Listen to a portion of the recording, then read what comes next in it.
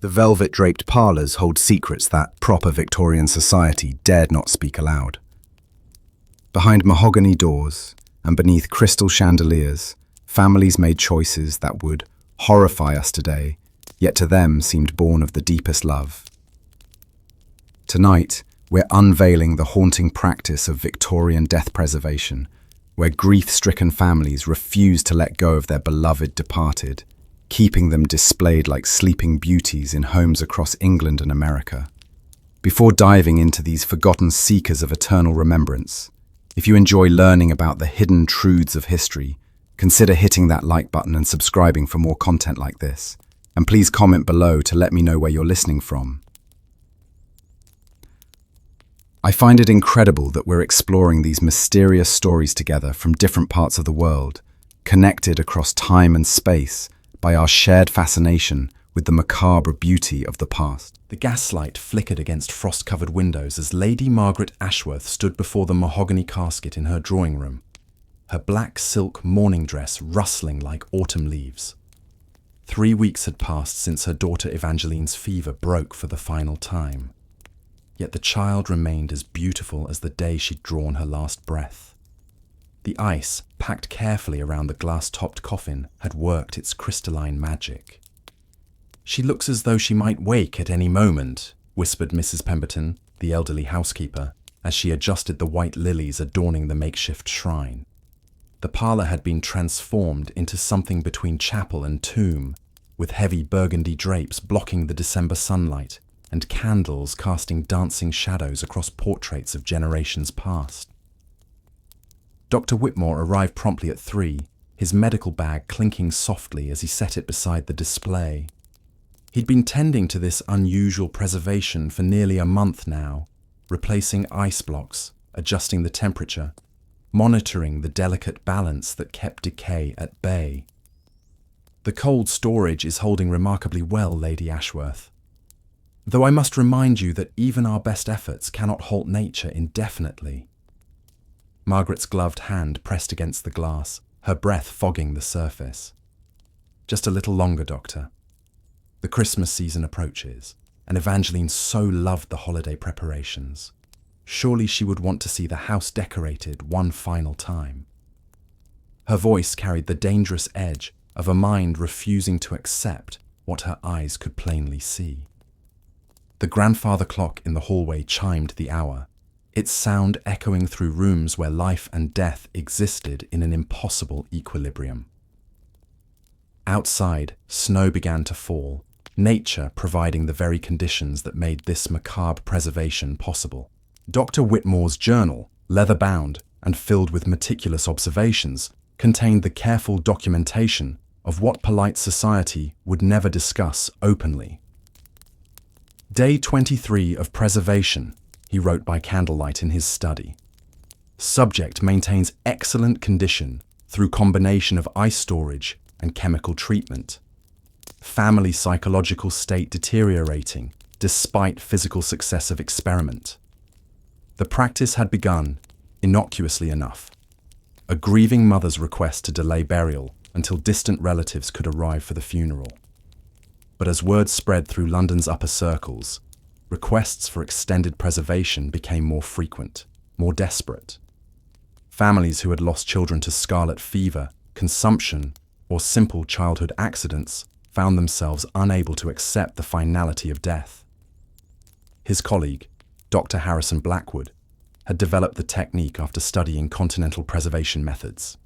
"The human body," Blackwood had explained during their clandestine meetings, "can be maintained in pristine condition for months if properly treated. Ice alone suffices for short periods, but for extended display, we must employ more sophisticated methods." The process involved careful drainage of bodily fluids, replacement with preservative solutions, and maintenance in controlled cold environments. Victorian houses, with their poor heating and drafty corridors, provided ideal conditions during winter months. The wealthy could afford constant ice delivery, creating domestic mausoleums where the departed remained present for Christmas dinners, birthday celebrations, and daily family routines. Dr. Whitmore set down his pen, troubled by the implications of his work. He'd entered medicine to heal the living, yet found himself increasingly employed in maintaining the dead. The fees were substantial. Grief-stricken families paid handsomely for the illusion that death was merely sleeping. But the psychological toll on both practitioners and families grew more apparent with each case. Outside his window, London's gaslit streets glowed through falling snow, the city unaware of the preserved dead resting in its finest parlours. The Ashworth Manor blazed with Christmas splendour despite the macabre centrepiece in its drawing room. Evergreen garlands wound around banisters, holly adorned mantels, and the scent of roasted goose drifted from the kitchen. But at the heart of the celebration sat Evangeline's glass coffin, now decorated with red ribbons and tiny silver bells that chimed softly when the house settled.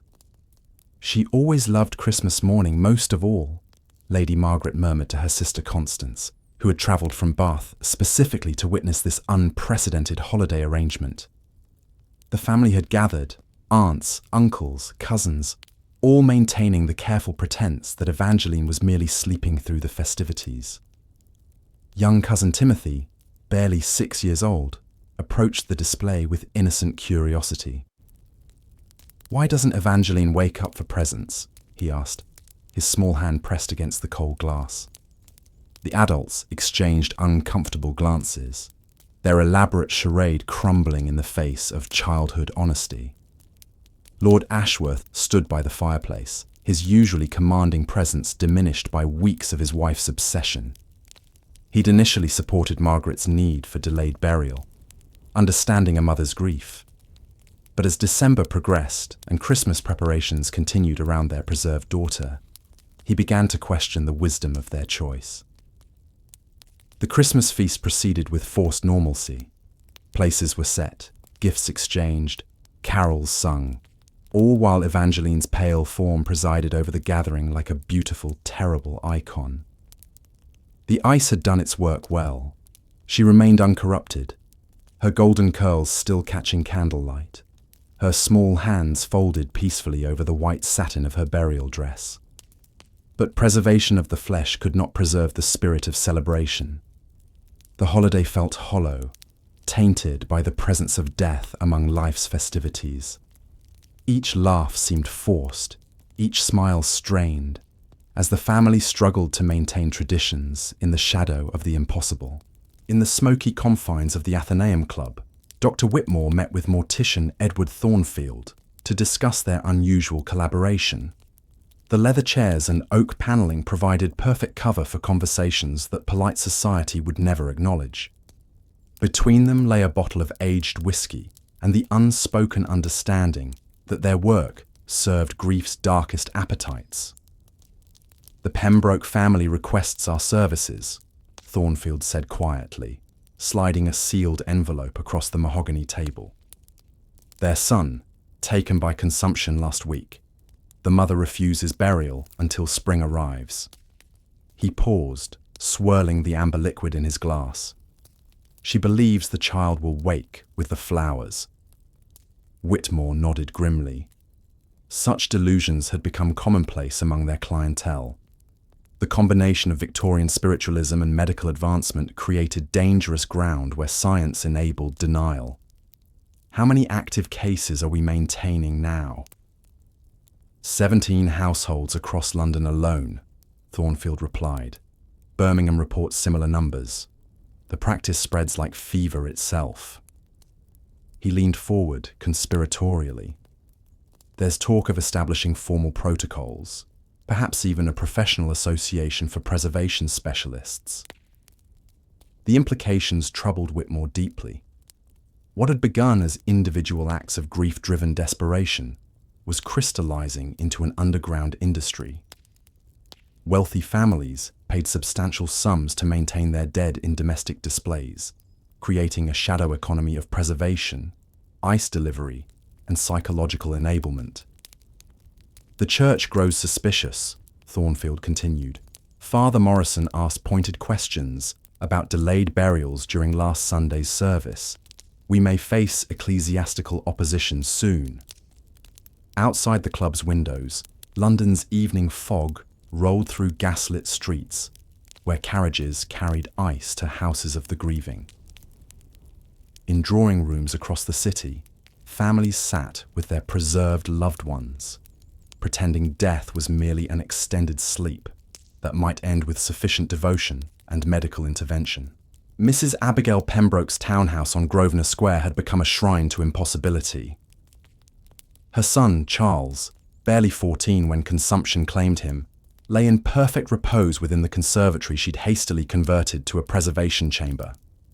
The glass walls, originally designed for exotic orchids, now housed something far more precious and terrible. He promised to teach me chess properly when he recovered, she told Dr. Whitmore during his weekly inspection. The chess set remained positioned beside the coffin, exactly as Charles had left it, his final game frozen mid-move like his young life.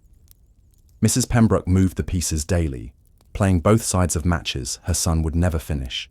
The transformation of grief into madness happened gradually, Doctor, Whitmore observed. First came denial, understandable in any bereaved parent. Then bargaining with fate, seeking medical miracles that didn't exist. Finally, the dangerous delusion that preservation might somehow reverse death itself. Mr. Pembroke, a successful banker, had initially supported his wife's need for delayed burial. But as weeks stretched into months, he watched helplessly as Abigail descended into conversations with their silent son, setting places for him at dinner, reading aloud from his favorite adventure novels. She speaks of spring awakening, Mr. Pembroke confided to the doctor privately. She believes Charles will stir when the garden blooms again. That winter sleep will end naturally. His voice cracked with exhaustion. I fear what spring's arrival might bring if he remains unchanged. The conservatory had taken on an otherworldly quality. Tropical plants, somehow still thriving in the artificially cooled environment, created a jungle around the boy's coffin. Orchids bloomed in impossible profusion, their exotic beauty making the scene simultaneously magnificent and horrifying. A greenhouse paradise built around death's centerpiece. Thomas Hartwell's ice delivery business had transformed from humble beginnings serving fishmongers and publican to catering an entirely different clientele. His horse-drawn cart now made discreet rounds through London's wealthiest districts, delivering blocks carved from frozen Thames tributaries to houses where the dead remained in residence. Special delivery for the Ashworth Manor, his assistant Charlie muttered, hefting another block wrapped in sawdust and canvas. The boy had grown increasingly uncomfortable with their unusual cargo's purpose, crossing himself each time they approached a house of preservation. Thomas had learned to read the signs, drawn curtains during daylight hours, constant need for ice regardless of season, specific delivery instructions requiring rear entrances and absolute discretion. The payments were generous enough to support his family comfortably, but the work carried an unspoken weight that pressed upon his conscience. Mrs. Hartwell had noticed her husband's changing demeanour. "You come home different now," she'd observed one evening as he sat silently over his supper. "There's a chill about you that isn't from the ice." She couldn't have known how literally true her words were. Thomas carried the cold of those preserved parlours home with him each night. The network of ice merchants serving London's secret preservation trade had developed its own informal protocols. They shared information about which houses required extra discretion, which families paid promptly, and which showed signs of the dangerous obsessions their services enabled. "The Pembroke house wants double delivery tomorrow," Charlie reported as they loaded the cart for another round. "Said something about spring preparations." Thomas nodded grimly, understanding the implications. Spring's warming temperatures would challenge even their best preservation efforts, and desperate families often made increasingly extreme requests as natural decay threatened their elaborate denials. In the servants' quarters below stairs, hushed conversations revealed the true cost of the preservation practices. Mary Fletcher, lady's maid to Mrs. Pembroke, sat with her fellow domestics over evening tea, her hands trembling as she recounted her daily duties. "She makes me brush his hair each morning," Mary whispered, glancing nervously toward the main house. "Sets out fresh clothes daily, as if he might wake and need dressing. Yesterday she asked me to trim his fingernails because gentlemen must be properly groomed." The other servants crossed themselves, murmuring prayers against the unnatural. Cook, a stout woman who'd served the Pembroke household for 20 years, shook her head gravely. "It ain't Christian, what's being done upstairs. The dead should rest in consecrated ground, not displayed like curiosities in parlours." She'd taken to leaving extra portions on Charles's old plate, following Mrs. Pembroke's instructions, despite her growing revulsion. The psychological toll on the household staff was becoming evident. Several maids had given notice, unable to continue working in houses where the departed remained present. Those who stayed often developed nervous conditions, jumping at shadows and reporting strange dreams where the preserved dead spoke to them in whispers. "My sister works for the Ashworth family," confided Jane, the scullery maid. "Says the little girl's mother talks to her all day, expecting responses. Makes the staff play along, pretending they hear answers too." The servants lived in constant tension between employment security and spiritual unease. The network of domestic workers across London's preservation houses had begun sharing information about which positions to avoid, which families had crossed into complete madness, and which offered extra compensation for the psychological burden of serving the living dead. Their below-stairs conversations revealed the human cost of grief's refusal to accept natural law. The Royal College of Physicians' monthly meeting had taken on an urgent tone as reports of preservation practices spread throughout London's medical community. Dr. Whitmore sat uncomfortably among his peers as President Sir Charles Beaumont addressed the assembly from behind a massive oak podium.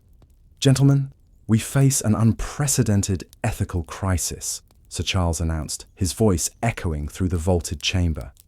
"Multiple reports suggest certain practitioners are enabling prolonged domestic preservation of human remains, often at the request of grief-stricken families." Murmurs of disapproval rippled through the gathered physicians. Dr. Reginald Morrison stood to address the assembly. "I've witnessed 3 cases personally where families maintain their deceased in domestic settings for months. The psychological damage to surviving relatives appears severe, yet substantial fees are exchanged for these services." His pointed look toward Whitmore suggested knowledge of specific practitioners. The debate that followed revealed the profession's deep divisions. Some argued that alleviating grief through any means constituted medical mercy. Others condemned the practice as exploitation of bereaved families' vulnerabilities.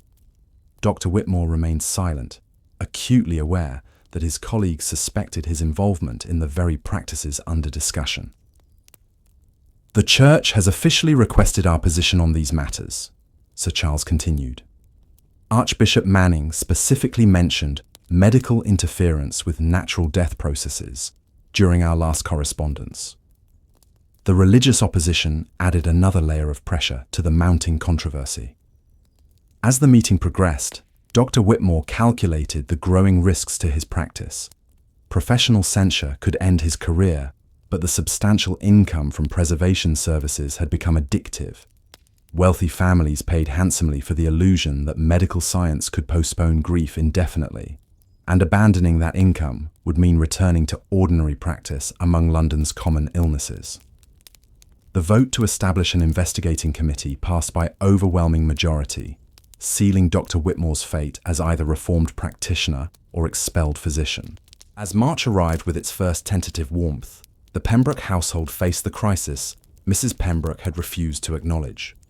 The conservatory's carefully maintained temperature began fluctuating despite increased ice deliveries, and Dr. Whitmore's daily visits grew more frequent and urgent. The warming air challenges our preservation methods, he explained to Mr. Pembroke during a private consultation in the library. Even with additional ice, maintaining the necessary conditions becomes increasingly difficult. He didn't mention the obvious corollary, that extended preservation was never meant to be permanent. Mrs. Pembroke had begun decorating the conservatory with spring flowers, convinced that seasonal awakening would somehow restore her son's life. Daffodils and early tulips surrounded Charles's coffin in a grotesque parody of Easter resurrection, while she spoke excitedly of plans for his birthday celebration in April. "She's ordered his favorite cake from the confectioner," Mr. Pembroke confided, his voice hollow with exhaustion. "Invited relatives for the party, insisting Charles will be well enough to celebrate properly this year." The elaborate denial had consumed their household completely, with staff forced to participate in increasingly surreal preparations. The physical reality, however, could not be denied much longer. Despite Dr. Whitmore's best efforts, subtle changes had begun to manifest.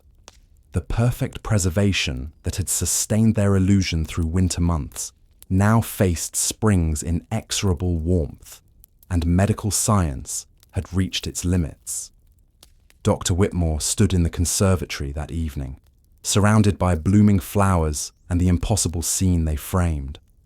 The tropical plants had grown wild in the artificial environment, creating a jungle paradise that seemed to mock the careful preservation at its center. Soon, very soon, nature would reclaim what human stubbornness had temporarily stolen, and the Pembroke family would face the delayed grief they'd tried so desperately to avoid. The inevitable crisis arrived on a particularly warm April morning, when Dr. Whitmore found Mrs. Pembroke collapsed beside her son's coffin, her hands pressed against the glass in desperate prayer. The preservation had finally failed during the night, and reality could no longer be denied or disguised through medical intervention. "Please," she whispered, as Dr. Whitmore gently helped her to her feet. "Your medicines, your ice, your science, surely something can restore him." Her eyes held the wild desperation of a mind that had spent months constructing an elaborate fortress against truth, only to watch it crumble in a single night. Mr. Pembroke arrived to find his wife being sedated by the doctor while servants worked to dismantle the shrine that had consumed their home. "How long do we have?" he asked quietly, understanding that the delayed funeral could no longer be postponed. "Hours, perhaps less in this warmth," Dr. Whitmore replied honestly. "I recommend immediate burial preparations. The local mortician can arrange everything discreetly." He gathered his medical equipment, knowing this would likely be his final house call for preservation services. As news of the Pembroke situation spread through London's interconnected servant network, other preservation households began experiencing similar crises. The warming weather exposed the fundamental impossibility of indefinite preservation, forcing families across the city to confront the grief they'd spent months avoiding. Mrs. Pembroke was confined to her bedroom while arrangements proceeded downstairs. Through her window, she could see the conservatory being restored to its original purpose, with Charles's coffin replaced by ordinary garden plants. The jungle paradise that had housed her son's preserved form was being transformed back into a simple greenhouse, erasing the elaborate fiction that had sustained her through winter's long denial of death's finality. Word of the Pembroke tragedy spread through London's preservation network like wildfire, carried by servants, ice merchants, and medical assistants who had witnessed the inevitable collapse. In the private rooms of gentlemen's clubs and the below-stairs quarters of great houses, urgent conversations began about the sustainability of practices that had seemed profitable and manageable just weeks before. Edward Thornfield found himself managing multiple crisis situations as spring's warmth challenged preservation efforts across the city. His mortuary received desperate late-night summons from families who had finally accepted that their elaborate denials could not overcome natural law. 3 emergency burials this week alone, he reported to Dr. Whitmore during their increasingly tense meetings. The ice merchants faced their own complications as demand skyrocketed while effectiveness plummeted. Thomas Hartwell's business had grown to employ 6 full-time delivery teams, yet even continuous ice replacement could not maintain winter conditions in April's warming air.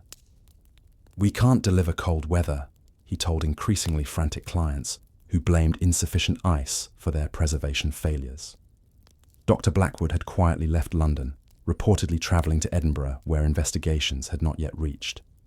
His departure left Dr. Whitmore as the primary preservation specialist still operating in the city, making him an obvious target for both desperate families and investigating authorities. The network that had seemed so sophisticated and profitable during winter months now resembled a house of cards collapsing in spring's gentle breeze. Servants quit en masse. Ice merchants faced accusations of fraud, and medical practitioners found themselves caught between grieving families' impossible demands and professional colleagues' mounting censure. Most disturbing were reports of families attempting preservation without professional assistance. Amateur efforts using household chemicals and inadequate cooling had resulted in horrific failures that scandalized even those accustomed to the practice's moral ambiguities. Father Morrison had watched the preservation epidemic with growing alarm from his pulpit at St. Margaret's. As families in his parish delayed burials indefinitely, he found himself conducting memorial services while the deceased remained displayed in private homes rather than resting in consecrated ground. His Easter sermon addressed the heretical practice directly. "Death is God's appointed time for earthly departure," he proclaimed to a congregation that included several preservation families. "To deny this sacred transition, to hold our beloved dead as prisoners of our grief, is to question divine will itself." Several parishioners shifted uncomfortably, knowing their own preservation arrangements were being condemned from the very altar where they sought spiritual comfort. Mrs. Ashworth sat rigidly in her family pew, Evangeline's 4-month preservation having finally ended just days before. The delayed funeral had been a private affair, attended only by immediate family, and conducted with notable ecclesiastical coolness. Father Morrison's pointed sermon felt like salt in wounds that had never properly healed. Following the service, the priest approached Dr. Whitmore in the churchyard. "Doctor, I must speak plainly about these preservation practices. The Church cannot sanction what amounts to spiritual imprisonment of souls meant for heaven's peace." His voice carried both pastoral concern and unmistakable warning. "The families find comfort in gradual farewell," Dr. Whitmore replied carefully. "Surely pastoral care includes easing the transition of grief." "Pastoral care includes accepting God's timing, not artificially extending denial," Father Morrison countered. "I've witnessed the psychological destruction these practices create. Families lose months to impossible hope instead of processing natural grief. The dead cannot rest, and the living cannot heal." Archbishop Manning had issued unofficial guidance discouraging clergy from blessing preservation arrangements or conducting delayed funeral services. The Church's position was becoming increasingly clear. Preservation practices were spiritually harmful and would face official opposition. As spring progressed, religious pressure joined medical and legal concerns in creating an environment hostile to preservation services. The underground network that had thrived during winter's cover now faced exposure and condemnation from society's most trusted institutions. Inspector Harold Whitman of the Metropolitan Police had received numerous reports about unusual activities in London's wealthiest districts. Complaints ranged from neighbours disturbed by constant ice deliveries to servants reporting unnatural practices in the houses where they worked. His investigation began with careful observation of the interconnected network serving preservation families. "The pattern is consistent across all reported households," he noted in his case file while reviewing witness statements. "Excessive ice consumption during warm weather, medical practitioners making frequent house calls despite no living patients, and mortuary services delayed far beyond normal funeral timelines. The circumstantial evidence painted a clear picture of organized deception. Detective Sergeant Mills had been conducting discreet surveillance of Dr. Whitmore's practice. His patient visits follow an unusual pattern, sir. Same houses visited daily, but no apparent medical emergencies. Neighbors report seeing medical equipment brought in, but no one coming out recovered. The investigation was closing in on the Preservation Network's medical facilitators. The legal complications were significant. No specific laws prohibited domestic preservation, as lawmakers had never anticipated such practices. However, charges of fraud, practicing medicine under false pretenses, and conspiracy to delay lawful burial could potentially be brought against the network's operators. Inspector Whitman had also received cooperation from the church authorities, who provided information about families delaying funerals indefinitely. Father Morrison has been particularly helpful in identifying specific households and timelines, Sergeant Mills reported. The religious angle gives us moral authority for intervention. The investigation faced resistance from London's upper classes, many of whom had political connections and financial influence. Prosecuting preservation practices meant challenging families during their most vulnerable moments, while targeting medical and business professionals who served the wealthy elite. Nevertheless, public health concerns and religious pressure demanded official response. In the elegant drawing room of Lady Catherine Blackwood, a gathering of society women met to discuss what they termed extended mourning arrangements. These were the wives and mothers who had employed preservation services, and their afternoon tea carried the weight of shared secrets and mutual protection. The authorities must understand that grief cannot be governed by arbitrary timelines, declared Mrs. Pembroke, who had recovered enough from her breakdown to attend. Though her own preservation had ended in failure, she remained convinced that the practice itself was sound, merely requiring better medical techniques. Lady Ashworth nodded in agreement, her own recent loss still raw, despite months of artificial preservation. We cannot allow masculine authority to dictate feminine mourning. Our relationships with our children transcend their crude understanding of appropriate grief duration. The group murmured support for this reframing of their actions as feminist resistance. The ladies had retained a prominent barrister, Sir Reginald Fitzpatrick, to represent their interests should legal action be taken. Sir Reginald assures us that no specific laws address domestic preservation, reported Mrs. Thornbury, whose twin daughters had been preserved through the winter.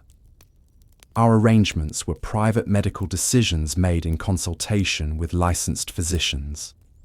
Their strategy involved portraying preservation practices as natural extensions of Victorian mourning customs, rather than aberrant denial of death.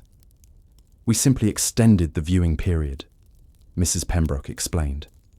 Many cultures maintain their dead in households for extended periods. We are not so different from Irish wakes or continental customs. However, beneath their public solidarity lay private doubts. Several women had experienced psychological breakdown during preservation periods, and all carried emotional scars from prolonging their grief, rather than processing it naturally. Their conspiracy protected not just their reputations, but their fragile psyches from confronting the possibility that their choices had been fundamentally wrong. Dr. Whitmore found himself summoned before a medical review board convened specifically to address preservation practices. The mahogany-panelled chamber felt more like a courtroom than a professional consultation, as senior physicians grilled him about his involvement in what they termed unethical preservation schemes. Dr. Whitmore, began Dr. Edmund Harrington, the board's chairman. We have documented evidence of your participation in domestic preservation of deceased individuals for periods extending months beyond normal funeral timelines. How do you justify these practices within established medical ethics? The question hung in the air like an accusation. Dr. Whitmore had prepared his defense carefully, framing preservation as grief counseling extended through medical means. Honorable colleagues, I have served families experiencing profound loss by providing time necessary for psychological adjustment to bereavement. The temporary preservation of their loved ones allowed gradual acceptance rather than traumatic severing of emotional bonds. Dr. Morrison, his longtime adversary, leaned forward aggressively. Temporary preservation? We have reports of cases lasting 4 to 6 months. At what point does temporary become exploitation of vulnerable grief? Several board members nodded agreement, clearly viewing Dr. Whitmore's explanations as sophisticated rationalization. The medical evidence was damning. Patient records showed families paying enormous sums for preservation services while receiving no actual medical treatment for living patients. Chemical purchasing records revealed preservation compounds ordered in quantities suggesting extensive operations rather than occasional cases. Furthermore, Dr. Harrington continued, we have testimony from household staff describing psychological deterioration in family members during extended preservation periods. Rather than facilitating healthy grief processing, your interventions appear to have prolonged and complicated natural mourning responses. Dr. Whitmore realized his professional career was ending in this room. The medical establishment was closing ranks against preservation practices, and his role as primary facilitator made him an obvious scapegoat for the entire network's activities. Mary Fletcher sat nervously in the witness chair of the Metropolitan Police Station, her hands trembling as she recounted her experiences serving the Pembroke household during their son's preservation. Inspector Whitman had promised protection from retaliation, but Mary understood that testifying against her former employers would make her unemployable in London's interconnected servant network. Tell us about your daily duties during the preservation period, Inspector Whitman encouraged gently. He had interviewed dozens of domestic workers, all telling similar stories of psychological strain and ethical compromise. I was required to treat Master Charles as if he were merely sleeping, Mary began, her voice barely above a whisper. Mrs. Pembroke insisted I brush his hair daily, change his clothes weekly, and maintain conversation as if he could hear me respond. The admission clearly distressed her deeply. She described the elaborate routines that had consumed the household. Meals prepared for the dead child, birthday preparations that continued months past his death, Christmas celebrations that included gift exchanges with the preserved body. The other staff began giving notice when the spring preparations started. Mrs. Pembroke was planning an Easter egg hunt she expected Master Charles to participate in. Detective Sergeant Mills took detailed notes as Mary described the household's descent into collective madness. Did the family acknowledge that the child was deceased? He asked. Never directly, sir. Mrs. Pembroke spoke of his deep rest and healing sleep, but never used the word dead. She became violent when any staff member suggested otherwise. Mary's testimony revealed how preservation practices had transformed grief into dangerous delusion. The psychological impact on household staff had been severe. Several maids had required medical treatment for nervous conditions, while others had fled to other cities to escape the memories. Mary herself had been unable to sleep normally for months after leaving the Pembrokes' employ. The Times of London published its exposé on a grey May morning that would forever change public perception of preservation practices. Death denied. London's secret preservation trade screamed the headline across the front page, accompanied by detailed accounts of families maintaining their deceased in domestic displays for months beyond normal burial timelines. The article, written by investigative journalist Edmund Blackstone, described the elaborate network of medical practitioners, ice merchants, and mortuary services that had enabled what he termed grief's most grotesque expression. His sources included disgruntled servants, concerned neighbours, and religious authorities who had witnessed the psychological devastation preservation caused. Public reaction was swift and severe. Coffee houses buzzed with shocked conversations as citizens learned that London's wealthiest families had been engaging in practices that violated every social norm around death and burial.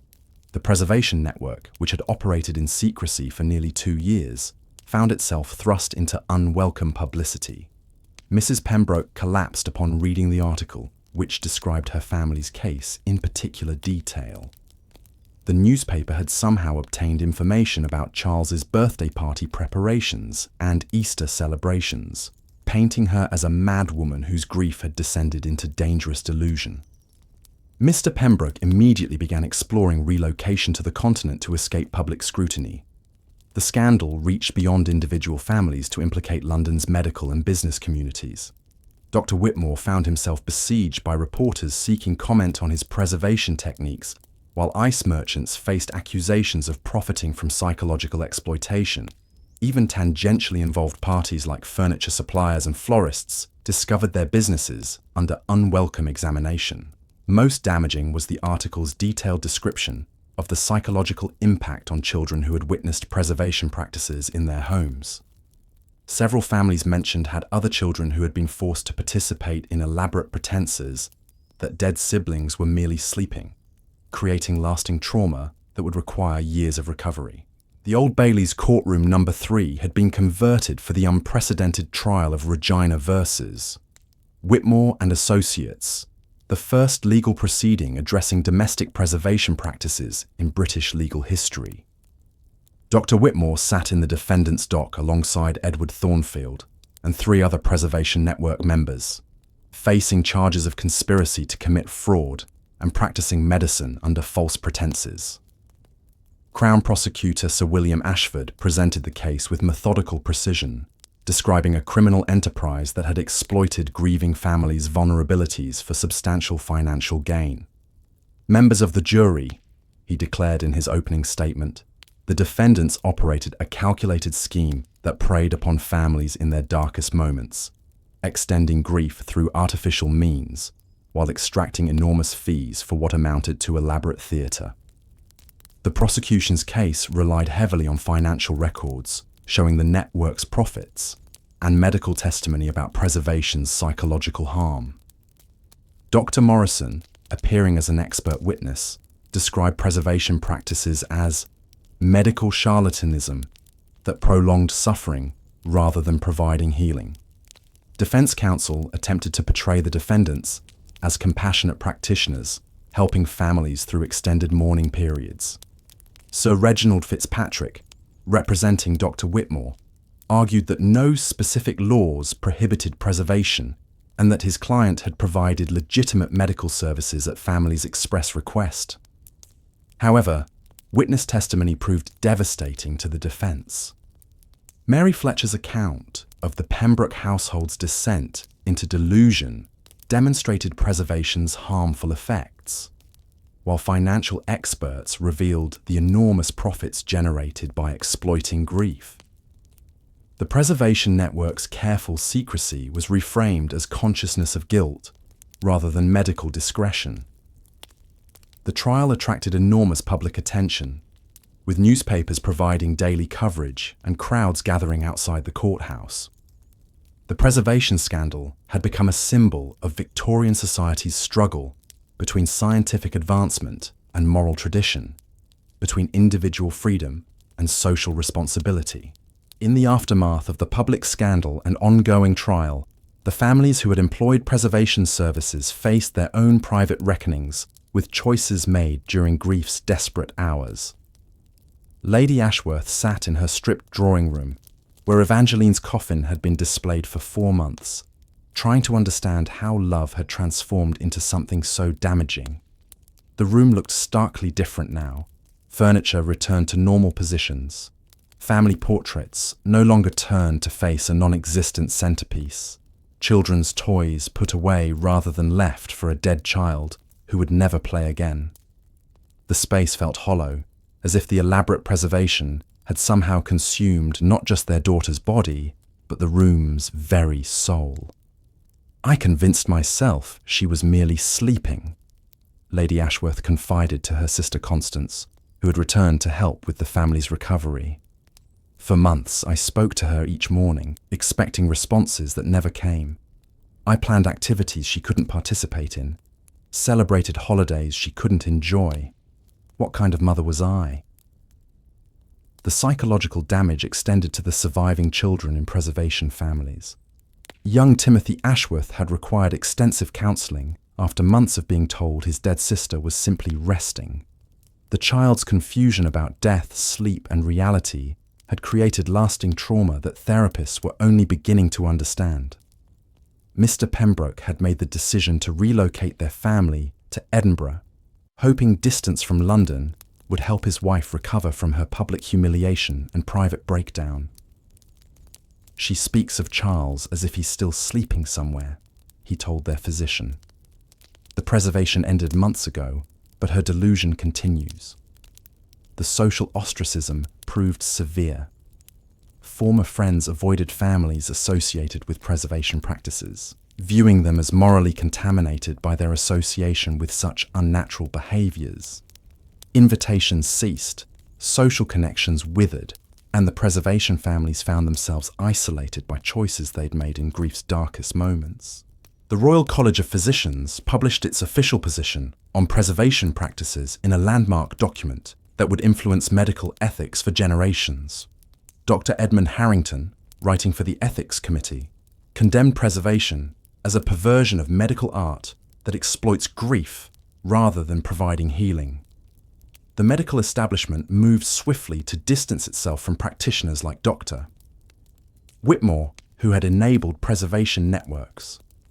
New regulations required physicians to report any requests for extended domestic preservation, while medical journals published studies documenting the psychological harm caused by delayed grief processing.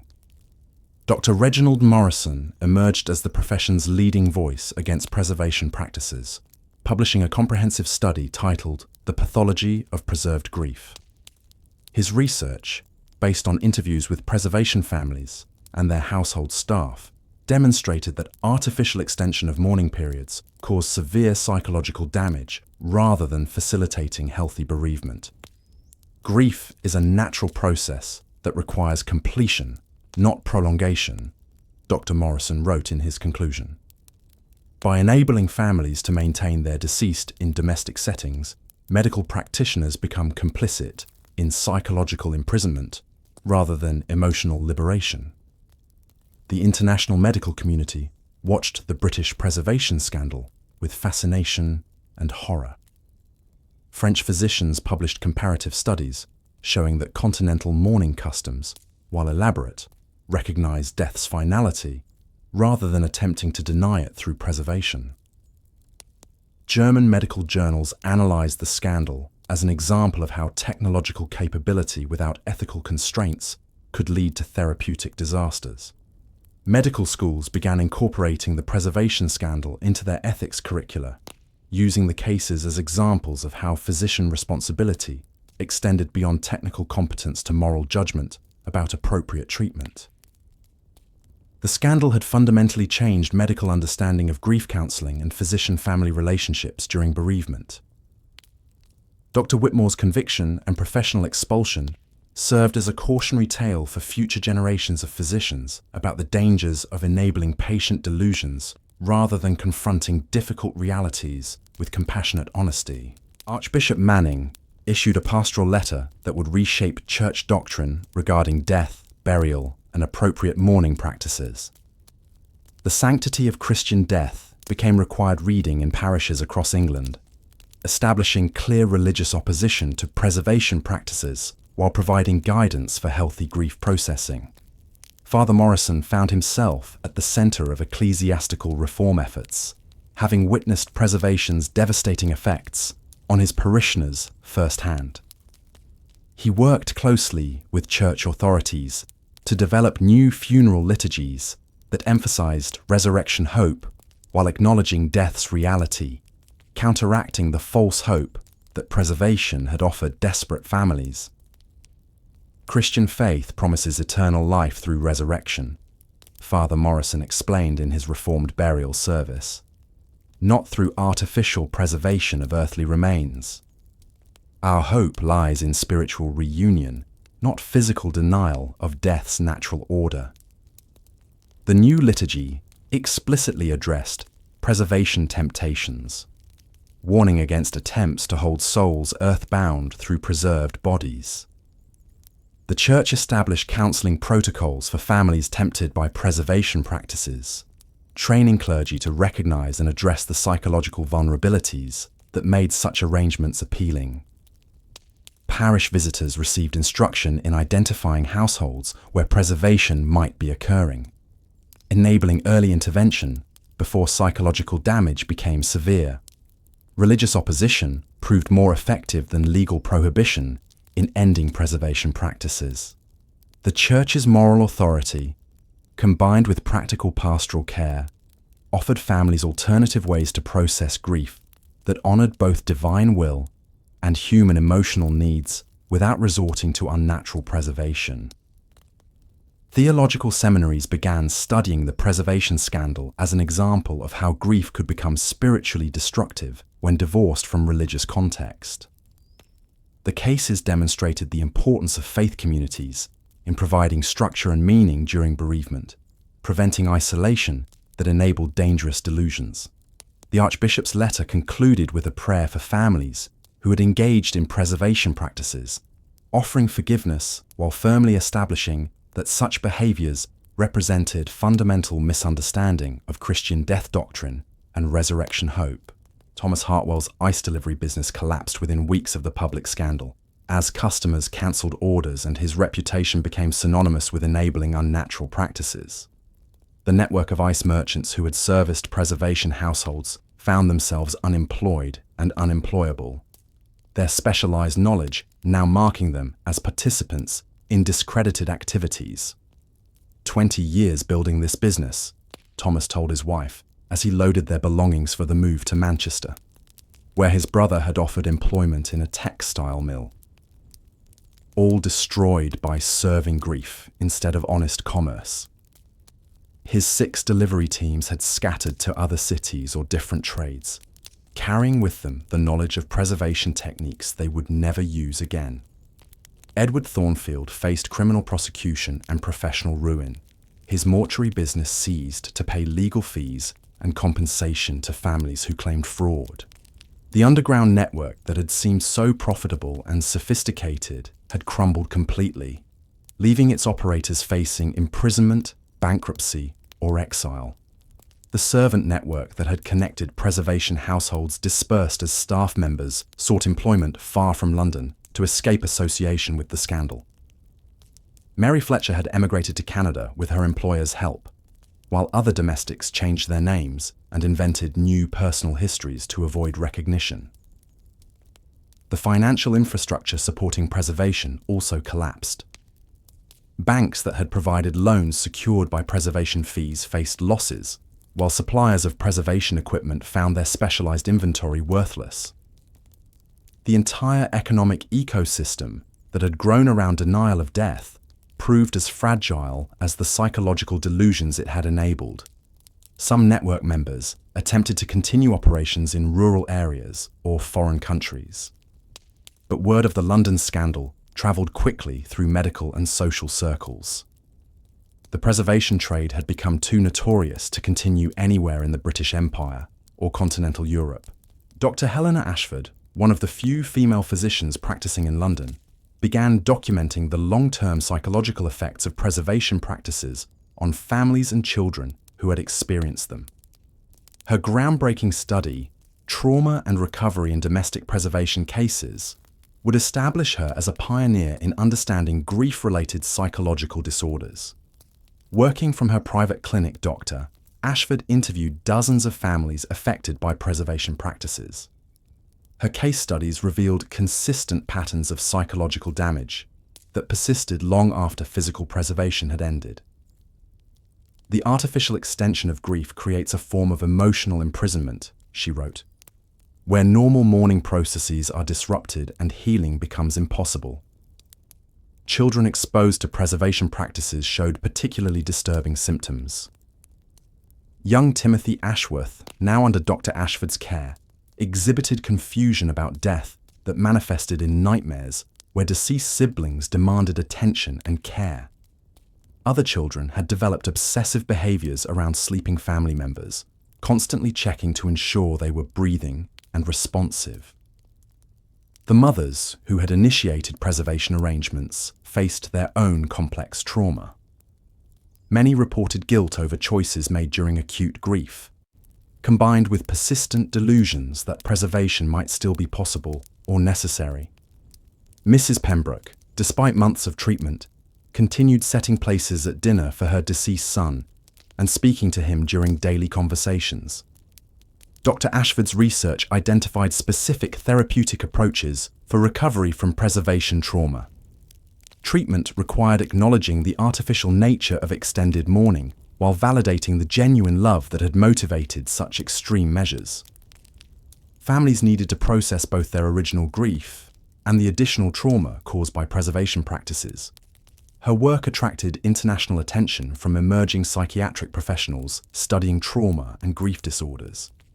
The preservation scandal had inadvertently created a large population of psychologically damaged individuals, providing unprecedented research opportunities for understanding how extreme grief responses could be treated and prevented. The preservation scandal catalyzed broader social reform movements addressing death customs, medical ethics, and family welfare in Victorian society. Reformers like Josephine Butler and Frances Power Cobb seized upon preservation practices as evidence of the need for systematic change in how society handled grief, medical practice, and women's vulnerability during emotional crises. The Society for the Protection of Grieving Families emerged as a leading reform organization, advocating for legal protections against medical exploitation during bereavement. Their published report, Preying Upon Sorrow, documented how preservation practitioners had systematically targeted vulnerable families for financial gain while causing severe psychological damage. Parliamentary debates addressed the regulatory gaps that had allowed preservation practices to flourish unchecked. Member of Parliament Sir George Trevelyan introduced legislation requiring medical oversight of all mortuary services and establishing criminal penalties for exploitation of bereaved families. His speeches drew packed galleries as he described preservation cases in vivid detail. Women's rights advocates used preservation scandal to highlight how Victorian society isolated grieving mothers, making them vulnerable to exploitation. These women faced their darkest hours without adequate support, argued reformer Frances Willard. Society's failure to provide proper bereavement assistance created conditions where desperate choices seemed reasonable. The reform movement established mutual aid societies for bereaved families, providing practical support and emotional guidance during grief without resorting to artificial preservation. These organizations offered everything from funeral planning assistance to ongoing counseling, creating community networks that prevented the isolation that made preservation practices appealing. Educational campaigns targeted medical practitioners, religious leaders, and social workers, teaching them to recognize signs of pathological grief and provide appropriate intervention before families pursued harmful preservation arrangements. The campaigns emphasized that proper mourning required accepting death's finality while honoring the deceased's memory through healthy remembrance practices. The preservation scandal had revealed fundamental weaknesses in Victorian society's approach to death and mourning. Reform efforts sought to address these systemic failures through improved medical ethics, stronger community support systems, and legal protections against exploitation of vulnerable populations during emotional crises. International observers studied British preservation practices as an example of how modern society could lose its way when technological capability outpaced moral wisdom. The scandal influenced reform movements across Europe and America, where similar preservation practices had begun appearing among wealthy families seeking to delay unwelcome reality. News of London's preservation scandal spread across the Atlantic through diplomatic channels and newspaper correspondence, reaching American medical communities and high society circles where similar practices had begun emerging. Dr. Samuel Hopkins, writing from Boston Medical College, published urgent warnings about preservation practices appearing among wealthy New England families. The French medical establishment, already suspicious of British medical innovations, used the preservation scandal to critique what they termed Anglo-Saxon medical excess. Parisian physicians published studies contrasting healthy continental mourning customs with the pathological denial they observed in British preservation cases. German psychiatric researchers, led by Dr. Wilhelm Griesinger, incorporated preservation trauma into their emerging theories about grief disorders and family psychology. The British scandal provided unprecedented case study material for understanding how cultural practices could create systematic psychological damage across entire population groups. American newspapers devoted extensive coverage to the preservation scandal, with particular attention to its implications for growing spiritualist movements that promise communication with the dead. Editorial writers warned that preservation practices represented dangerous evolution of spiritualist beliefs into physically harmful behaviors. The Vatican issued guidance to Catholic communities worldwide, explicitly condemning preservation practices as contrary to church teaching about death, resurrection, and proper treatment of human remains. Pope Pius IX's encyclical specifically addressed preservation, warning that such practices demonstrated lack of faith in divine providence and resurrection promises. Colonial administrators in India, Australia, and Canada received instructions to monitor for preservation practices among British expatriate communities. The scandal had revealed how cultural isolation could enable dangerous behaviours to develop without normal social constraints that would prevent such extremes. International medical conferences began, including preservation practices, in discussions about medical ethics and cultural influences on medical practice. The British scandal served as a cautionary tale about how grief combined with technological capability could produce harmful outcomes without proper ethical oversight. Archay that expressed his confusion and fear, allowing him to externalize trauma that had been internalized during months of family preservation delusion.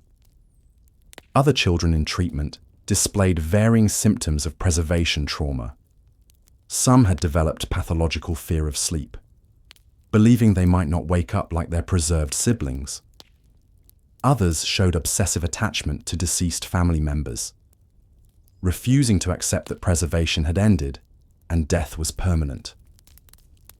Dr. Ashford's innovative approach included involving recovering parents in children's therapy, recognizing that family healing required addressing both individual trauma and systemic family dysfunction created by preservation practices. Parents learned to provide clear, honest communication about death while validating their children's emotional responses to traumatic experiences.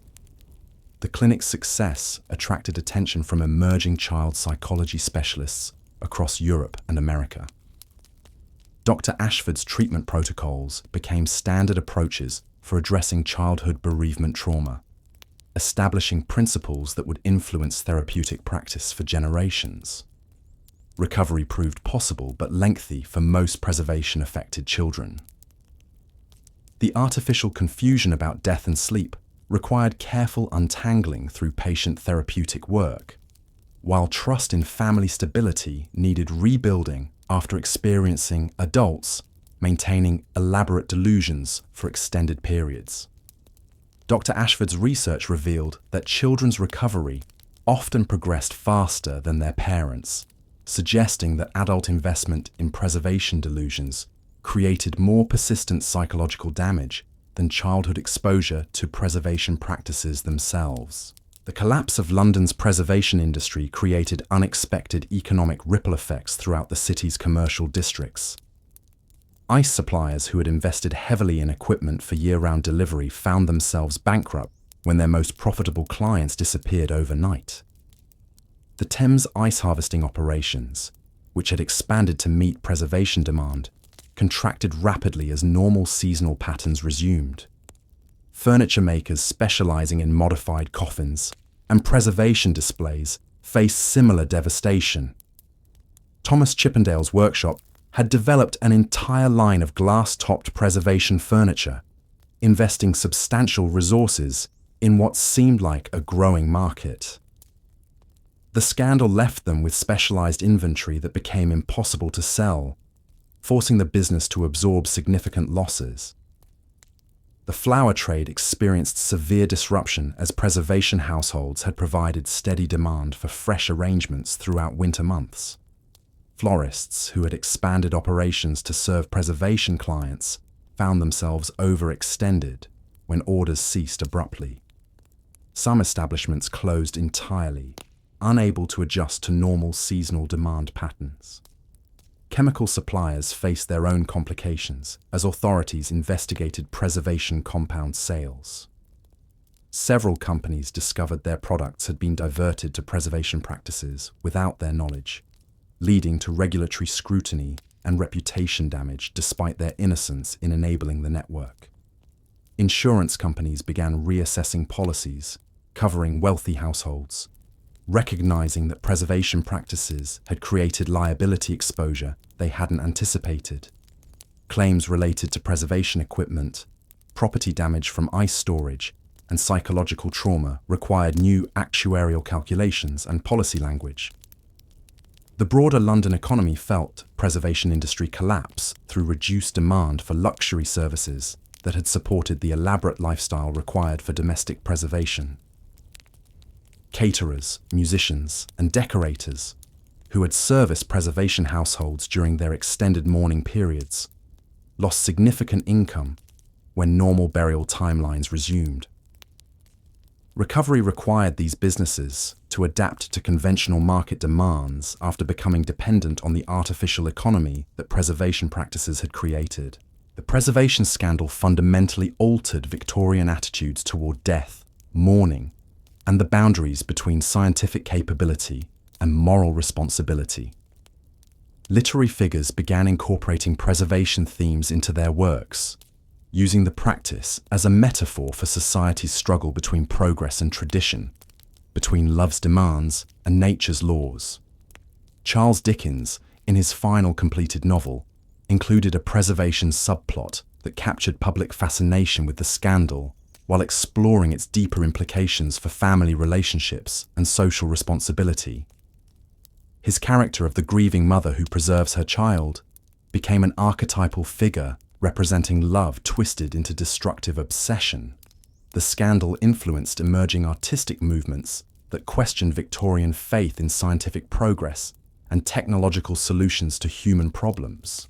Pre-Raphaelite painters created works depicting the beautiful dead in glass displays, capturing both the aesthetic appeal and horrific reality of preservation practices.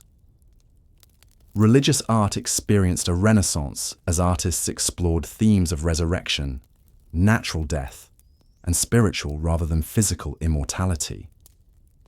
The preservation scandal had prompted renewed theological reflection on mortality, leading to artistic works that emphasized soul over body and eternal rather than temporal existence. Popular culture absorbed preservation imagery through penny novels, theatre productions, and music hall performances that dramatize preservation cases for public entertainment. While often sensationalized, these cultural products helped society process the psychological and moral implications of the scandal. Educational curricula began, including preservation cases, in medical ethics, theology, and philosophy courses, using the scandal to teach students about the complexity of grief, the limits of scientific intervention, and the importance of moral constraints on technological capability.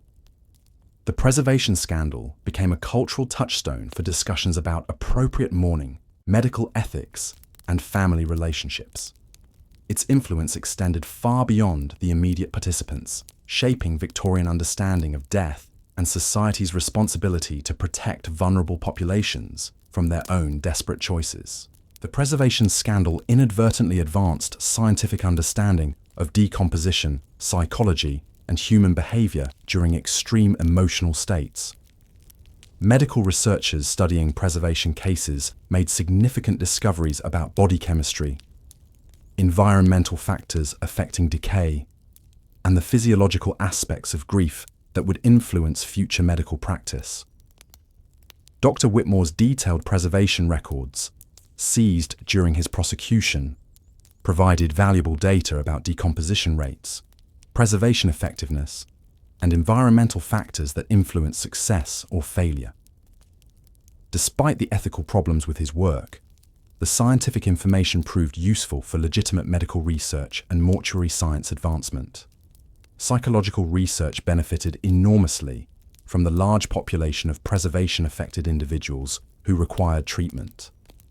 Dr. Helena Ashford's studies established foundational understanding of grief disorders, family trauma dynamics, and therapeutic approaches for addressing pathological mourning that would influence psychiatric practice for decades.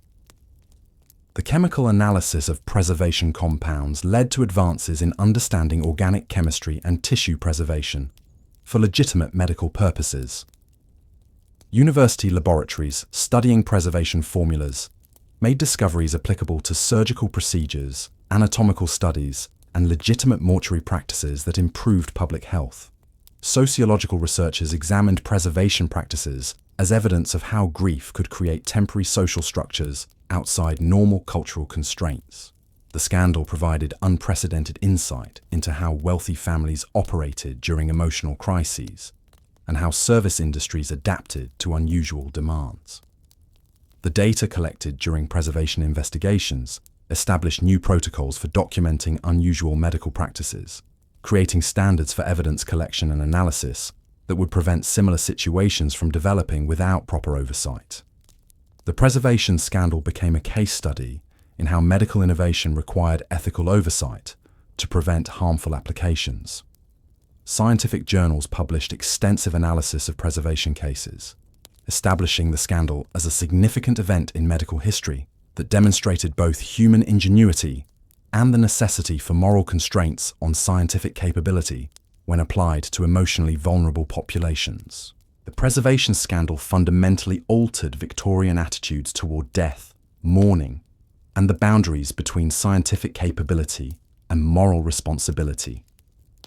Literary figures began incorporating preservation themes into their works, using the practice as a metaphor for society's struggle between progress and tradition, between love's demands and nature's laws.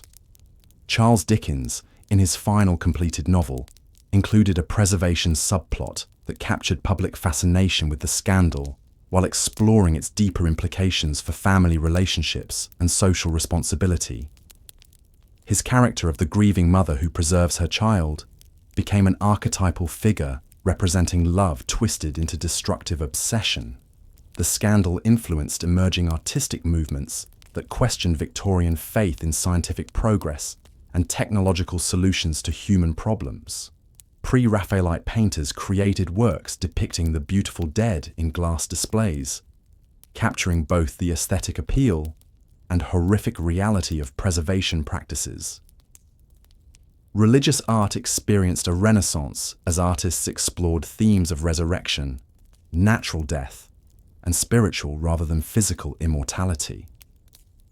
The preservation scandal had prompted renewed theological reflection on mortality, leading to artistic works that emphasized soul over body and eternal rather than temporal existence. Popular culture absorbed preservation imagery through penny novels, theatre productions, and music hall performances that dramatize preservation cases for public entertainment. While often sensationalized, these cultural products helped society process the psychological and moral implications of the scandal. Educational curricula began, including preservation cases, in medical ethics, theology, and philosophy courses, using the scandal to teach students about the complexity of grief, the limits of scientific intervention, and the importance of moral constraints on technological capability. The preservation scandal became a cultural touchstone for discussions about appropriate mourning, medical ethics, and family relationships. Its influence extended far beyond the immediate participants, shaping Victorian understanding of death and society's responsibility to protect vulnerable populations from their own desperate choices. In a quiet corner of Highgate Cemetery, a special section was established for those who had been subject to preservation practices before receiving proper burial.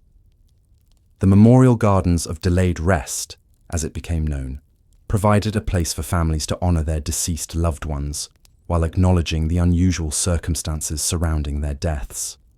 Lady Ashworth visited Evangeline's grave each week, no longer speaking to her daughter as if she might respond, but finding peace in natural remembrance practices that honoured memory without denying death's reality.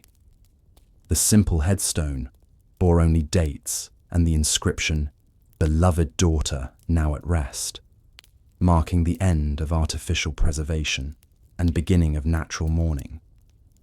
The garden's design reflected lessons learned from the preservation scandal.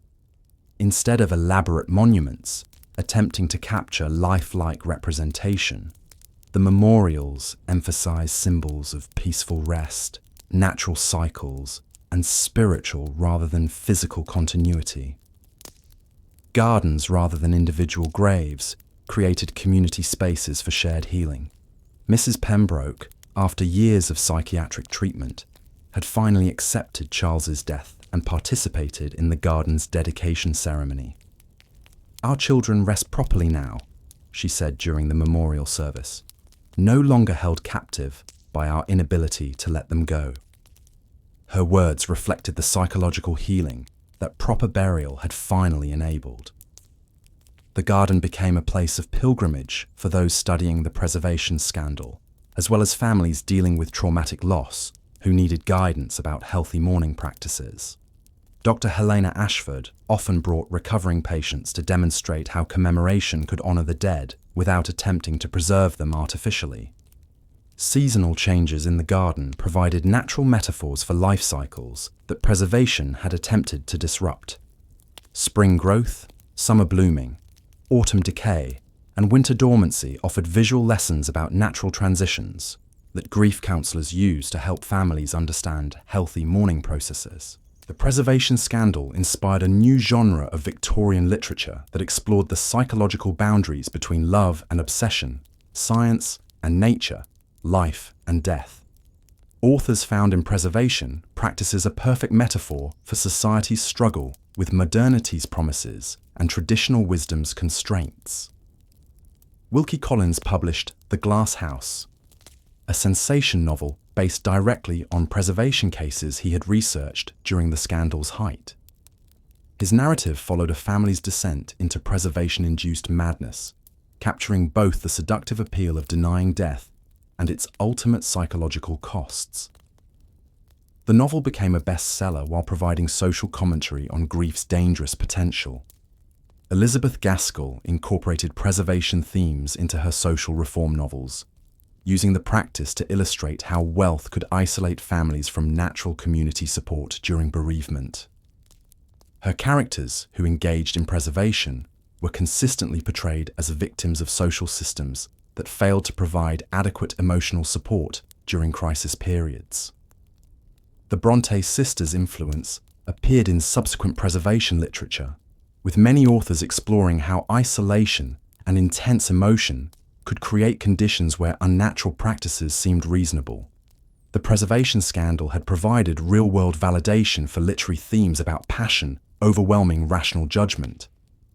Poetry experienced a revival of interest in mortality themes, with preservation scandal inspiring works that emphasized natural death's beauty and artificial preservation's horror. The contrast between preserved bodies' artificial perfection and natural decay's honest beauty became a common poetic device for exploring authenticity versus artifice. Critical analysis of preservation literature revealed society's need to process traumatic events through artistic expression. The scandal had challenged fundamental assumptions about death, science, and family relationships, requiring cultural work to integrate new understanding into existing worldviews. Literary societies organized reading series and discussions focused on preservation themes, helping audiences understand the scandal's broader implications for Victorian society's relationship with mortality, technology, and emotional expression. The preservation scandal fundamentally transformed medical ethics education throughout the British Empire and beyond. Medical schools established comprehensive curricula addressing physician responsibility during family emotional crises, using preservation cases as primary examples of how good intentions could enable harmful practices. The Royal College of Physicians created the Whitmore Lectures, an annual series named ironically after the disgraced preservation practitioner, to ensure future doctors understood the ethical dangers of enabling patient delusions. Each year's lecture explored different aspects of preservation cases, from financial exploitation to psychological enablement of pathological grief. Dr. Reginald Morrison's textbook, Medical Ethics in Practice, Lessons from the Preservation Scandal, became required reading for medical students across Europe and America. His detailed analysis of how preservation practitioners had violated fundamental principles of medical practice established new standards for physician behavior during family bereavement.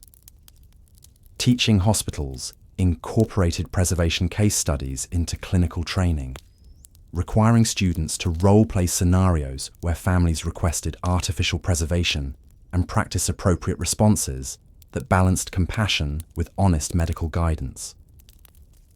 These exercises taught future doctors to recognize and resist pressures to enable harmful family dynamics.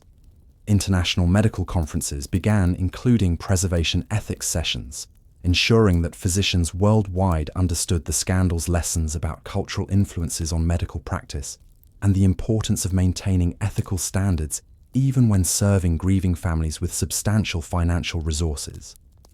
The scandal influenced emerging specialties in psychiatry and family medicine, establishing the principle that physicians must consider psychological and social impacts of their interventions, not merely technical medical outcomes. This holistic approach to medical practice became standard training for future generations of practitioners.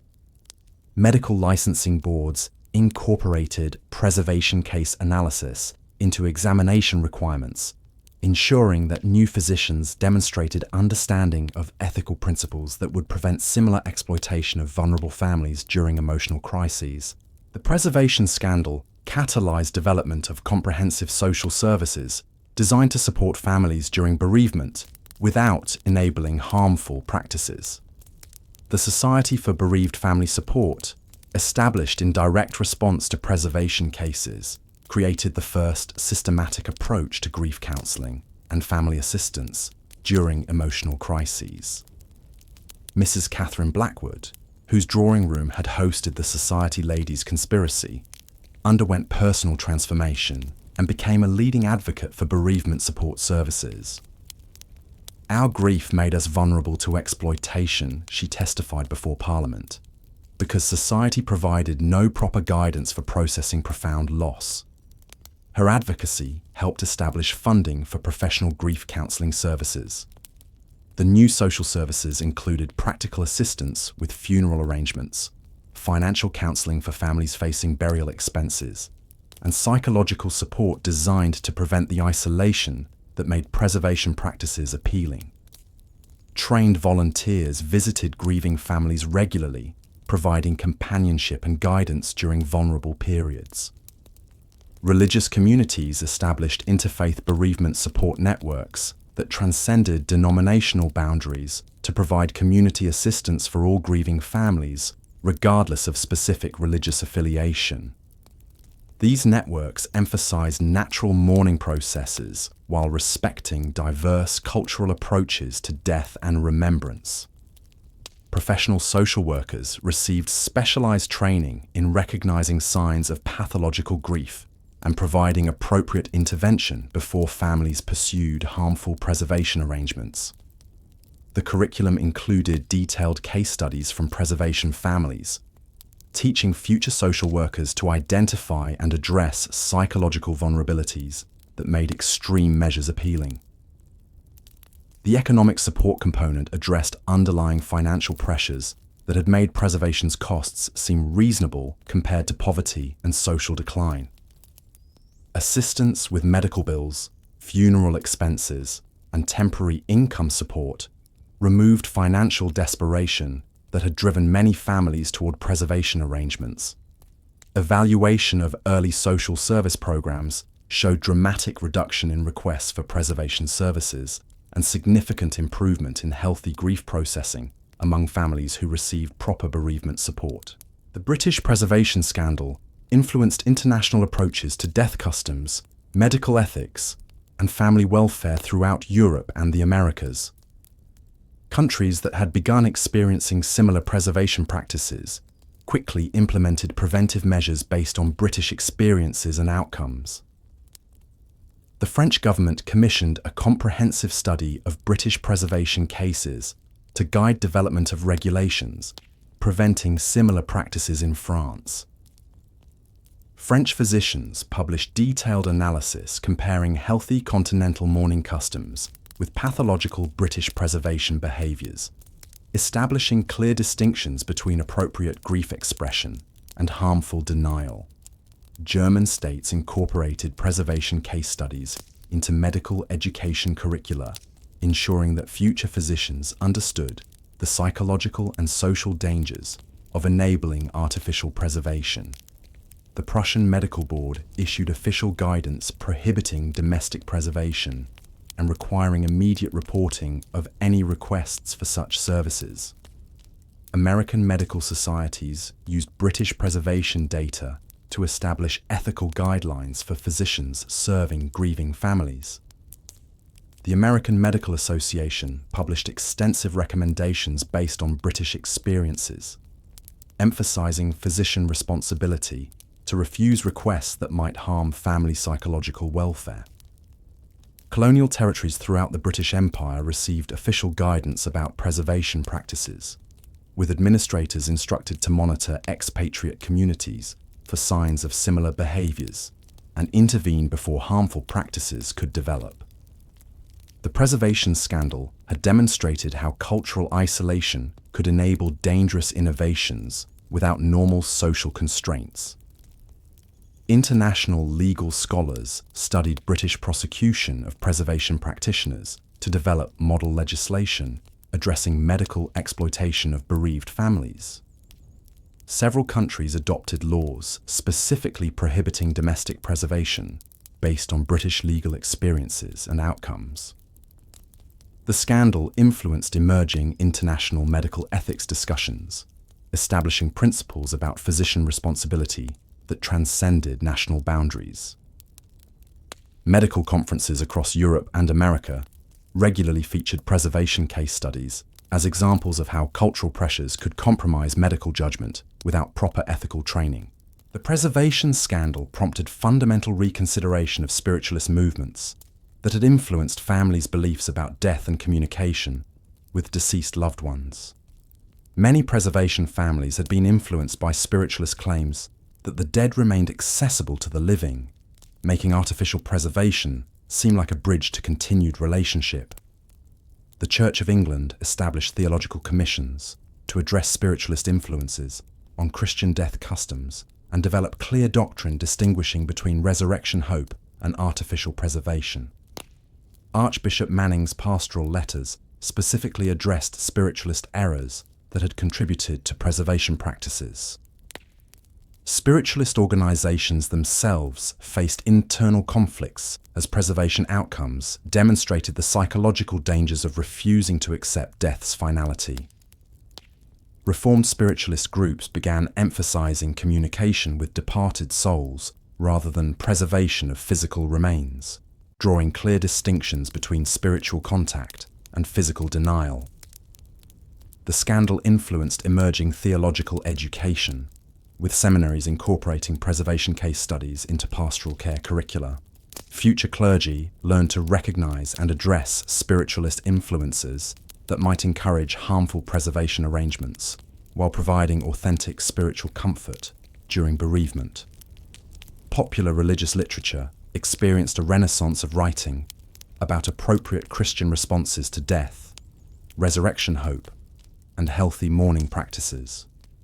Authors like Francis Ridley Havergal published works specifically addressing preservation temptations and offering orthodox alternatives for processing grief. The preservation scandal contributed to broader religious discussions about the relationship between science, faith, and death. Theological scholars used preservation cases to explore questions about bodily resurrection, soul-body relationships, and appropriate Christian attitudes toward technological capabilities that might conflict with divine authority.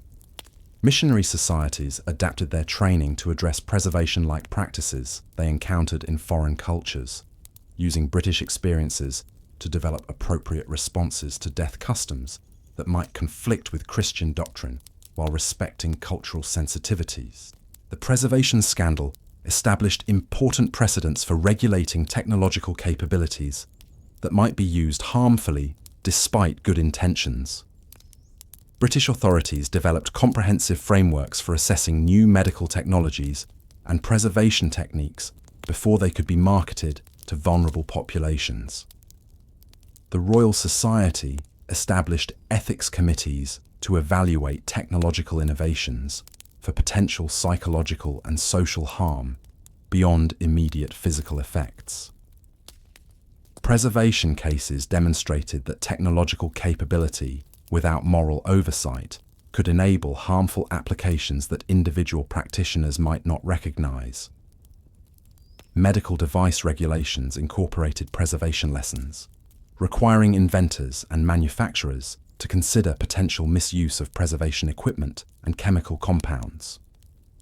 The scandal had revealed how legitimate mortuary supplies could be diverted to harmful domestic preservation without proper oversight and regulation. Patent applications for preservation-related technologies faced enhanced scrutiny, with authorities requiring detailed analysis of potential psychological impacts on families and communities. Several preservation device patents were rejected specifically because of demonstrated harmful applications revealed by the preservation scandal. The chemical industry developed self-regulation standards addressing preservation compound sales, establishing protocols for identifying and reporting suspicious purchasing patterns that might indicate domestic preservation activities. Industry cooperation helped prevent future preservation networks from accessing necessary supplies. ICE industry associations created guidelines for identifying and reporting unusual delivery patterns that might indicate preservation activities, training delivery personnel to recognize signs of domestic preservation and report suspicious activities to appropriate authorities. The industry's cooperation proved essential for preventing future preservation networks from operating undetected. Insurance companies developed policies specifically excluding coverage for preservation-related activities, equipment, or damages, creating financial disincentives for families considering artificial preservation arrangements. The insurance industry's response helped establish economic barriers to preservation practices. Professional organizations across medicine, mortuary services, and related trades established codes of conduct specifically addressing preservation requests and appropriate responses. These industry standards created peer pressure and professional accountability that prevented individual practitioners from enabling harmful preservation arrangements. The preservation scandal influenced broader discussions about technological regulation and social responsibility, establishing principles that would guide future responses to innovations with potential for harmful application despite beneficial intentions. 5 years after the preservation scandal's peak, families who had engaged in preservation practices were finally beginning to experience genuine healing through comprehensive therapeutic approaches that addressed both their original grief and the additional trauma caused by artificial preservation attempts. Lady Ashworth had become an advocate for natural mourning practices, speaking publicly about her family's experience with preservation and its psychological costs. "We thought we were preserving our daughter," she told audiences at bereavement support meetings, "but we were actually imprisoning ourselves in denial that prevented natural healing." Her testimony helped other families understand preservation's psychological dangers. The Pembroke family had relocated to Edinburgh, where Mrs. Pembroke received ongoing psychiatric care for preservation-related trauma. Her recovery included learning to speak about Charles in past tense and accepting that his death was permanent rather than temporary. Mr. Pembroke reported that their marriage was slowly healing as his wife's delusions subsided and natural grief processing began. Young Timothy Ashworth, now approaching adulthood, had developed remarkable resilience and insight about psychological trauma that would guide his future career in family law. His childhood experience with preservation had taught him to recognize and address family dysfunction before it could cause lasting damage to children. Support groups for preservation-affected families provided ongoing assistance and community understanding that helped participants process their experiences without shame or isolation. These groups emphasized that preservation choices had been made during acute grief rather than rational decision-making periods, reducing self-blame while encouraging healthy mourning practices. Dr. Helena Ashford's follow-up studies showed significant improvement in most preservation families once they received proper therapeutic intervention and community support. Recovery required time and professional assistance, but families could heal from preservation trauma and develop healthy relationships with loss and memory. Historians studying the preservation scandal identified it as a unique convergence of technological capability, social isolation, and inadequate institutional support that created conditions where harmful practices could flourish temporarily before natural correction occurred. The scandal represented a cautionary tale about unregulated innovation during periods of cultural transition. Professor Edward Marsh of Oxford University published the definitive historical analysis, Death Denied, the British Preservation Epidemic of 1875 to 1877, 10 years after the scandal's conclusion. His research revealed how multiple social factors had combined to create temporary conditions favoring preservation practices that would be impossible under normal circumstances. The scandal occurred during a period when traditional community support systems were weakening due to urbanization, while modern social services had not yet developed.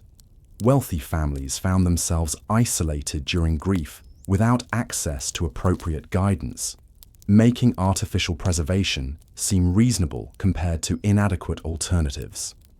Medical education at the time emphasized technical skills without adequate ethical training, creating practitioners who could enable preservation without understanding its psychological consequences. The scandal prompted fundamental reforms in medical education that established physician responsibility for considering broader impacts of their interventions. The preservation scandal influenced emerging social science disciplines, providing early case studies for psychology, sociology, and anthropology about how cultural practices could develop and spread rapidly under specific social conditions. Academic research used preservation cases to understand collective behavior during emotional crises. Historical analysis revealed that preservation practices had appeared and disappeared quickly, precisely because they were fundamentally incompatible with human psychological needs and social structures.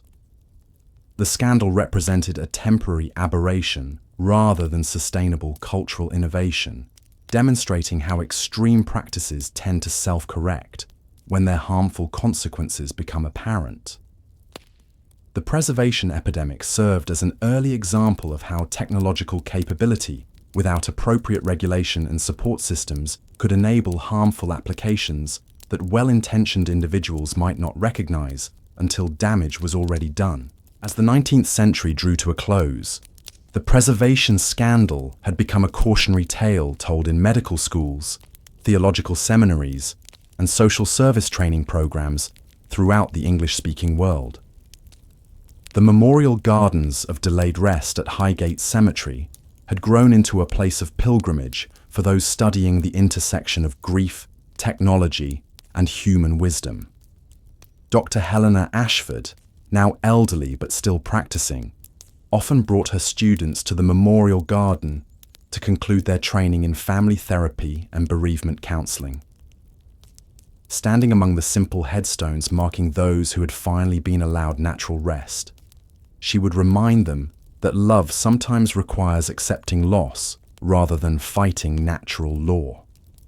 The preservation scandal had taught Victorian society fundamental lessons about the limits of science, the importance of community support during crisis, and the necessity of ethical constraints on technological capability.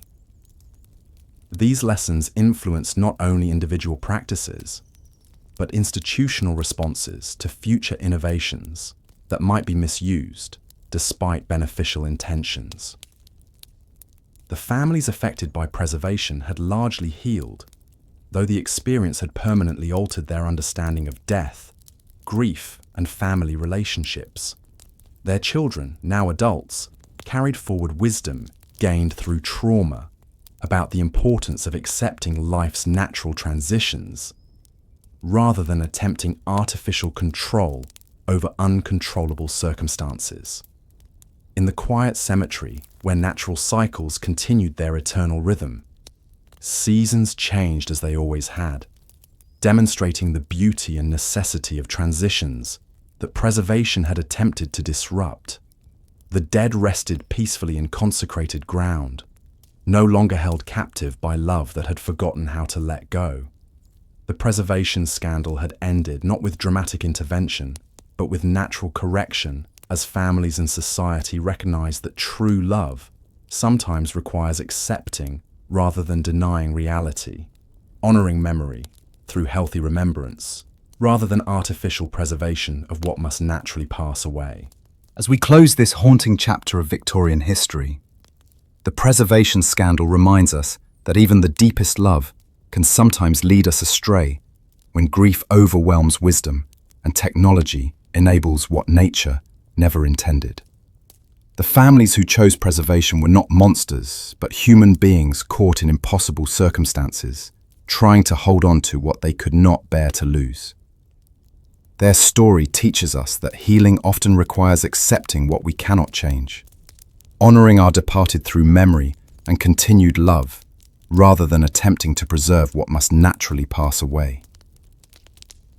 The Victorian ice queens, those beautiful, terrible figures who rested in glass coffins while families refused to say goodbye, finally found peace when love learned to let go.